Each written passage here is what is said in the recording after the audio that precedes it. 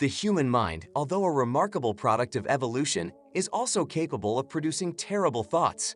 History has recorded horrifying stories of torture, cruelty, and the sadistic pleasure that individuals and groups derive from seeing others in agony.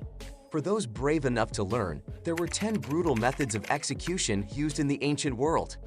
One of these methods is crucifixion, which has been used throughout history, including in the 20th century. It was first practiced by the Assyrians and Babylonians, and later by the Persians, Alexander the Great, and the Phoenicians, who introduced it in Rome in the 3rd century BC. During crucifixion, the person was tied or nailed to a wooden cross, with nails driven through the bones below the wrists. This caused the fingers to seize and the hands to contract painfully. The feet were also nailed to the cross, and as the legs weakened, the arms had to bear the body's weight, dislocating the shoulders, elbows, and wrists.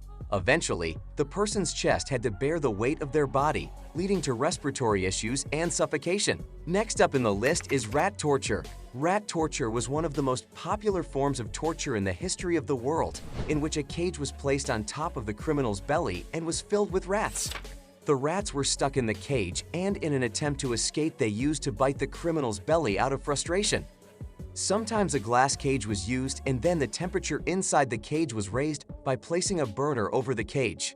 This was the most brutal form of torture in the ancient world, as the rats used to bite the person open severe holes in the belly of the criminal in order to get out. In at number 8 is the rack. This contraption from the ancient world consisted of a wooden table with axles and levers at both ends. The unfortunate victim was strapped to the table with leather belts tied around their wrists and heels, and the belts had chains or ropes attached to them that wound over the axles. As the torturers slowly pushed the levers, the axles rotated and produced tension in the chains, causing the straps to dig into the prisoner's skin and stretch their body outwards. The pain and agony that the victim experienced are hard to imagine. Vertebrae expanding, joints dislocating, muscles and tendons tearing, and the rib cage pressurizing the lungs. The excruciating torture went on until bones shattered and nerve endings became exposed. The 7th entry on our list is the horrifying practice of keel hauling. This torture method involves stripping the sailor and suspending them by a rope from the ship's mast, with weights or chains tied to their legs. Once the sailor was released, the rope was looped beneath the ship, and they were dragged under the keel. The chances of survival were almost non-existent. If the sailor didn't drown, they were still subjected to severe head trauma from repeatedly hitting against the keel, as well as deep lacerations from the barnacles and other aquatic growth on the hull. Even if the sailor was rescued and brought back on board, death was still likely due to wound infections. Next up is a means of torture beyond excruciating: the wheel. It went by several other names as well: breaking wheel or Catherine wheel. The purpose of this ancient device was to inflict maximum suffering in public executions.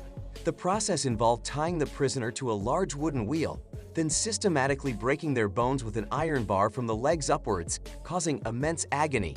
The torturer would beat the victim until they were nearly dead, rendering them a grotesque sight.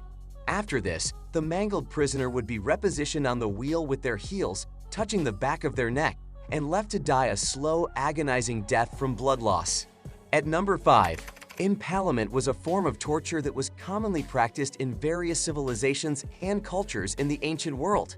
It was often used as a means of capital punishment to suppress revolts, discipline defectors, or punish military insubordination during wars. This brutal method involved impaling the victim with a long, sharp stake that was sometimes coated in grease. Impalement was carried out in 2 ways: longitudinally or transversely.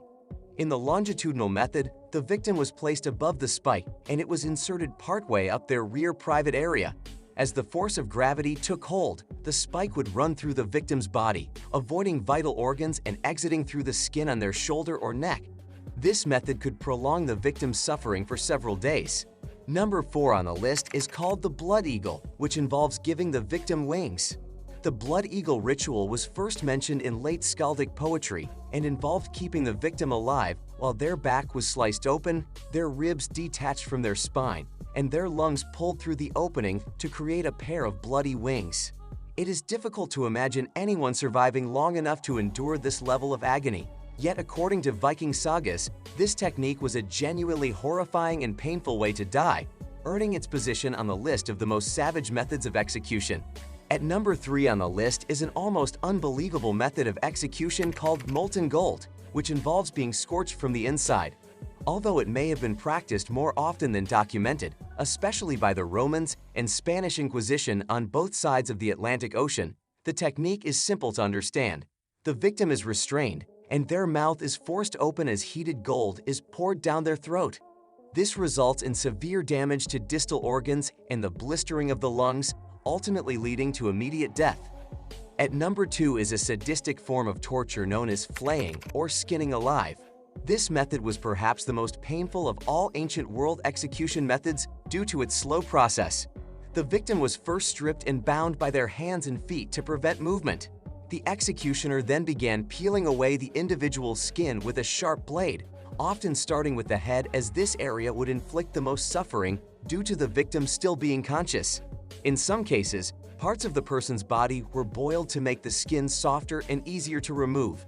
Flaying could result in death due to shock, blood or fluid loss, hypothermia, or infection, and the time of death could range from a few hours to a few days. Although flaying was considered rare in medieval times, a flayed body was a message, an eloquent canvas on which the punitive of the secular authority could be written. The top spot for the most gruesome ancient world torture method is occupied by the Roman candle. This method is terrifying on multiple levels, either due to the nature of the execution itself or the person ordering it. One of the infamous and barbaric figures in history was the Roman Emperor Nero, who despised Christians to the extent of using them as human torches for his garden parties.